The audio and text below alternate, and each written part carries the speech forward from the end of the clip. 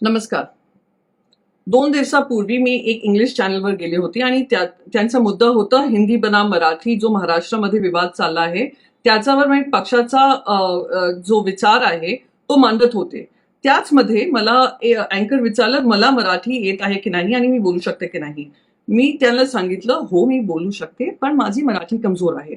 माझं असं म्हणणं होतं की मी फराटेदार मराठी बोलू शकत नाही. हे माझी फेलिंग आहे. ही माझी लँग्वेज डेफिशियन्सी आहे. आता अँकरला कळलं असेल मला माहित नाही पण एकनाथ शिंदेचा पाठीला असं लागलं की मी मराठी बोलूच शकत नाही आणि त्यांनी माझी ट्रोलिंग सुरू केली. ट्रोलिंग केली, दिवस रात्री ट्रोलिंग होत होते पण मी कधीही ट्रोलिंगला जबाब देत नाही आणि ध्यान पण देत नाही. पण आता त्यांनी सगळे हद पार करून माझा ॲड्रेस, मुंबईचा ॲड्रेस जिथे माझा परिवार राहतात त्याने सोशल मीडियावर टाकलं आहे. त्यांची 2% पब्लिसिटीसाठी आणि 2% फेमसाठी त्यांनी माझा ॲड्रेस सोशल मीडियावर टाकला आहे.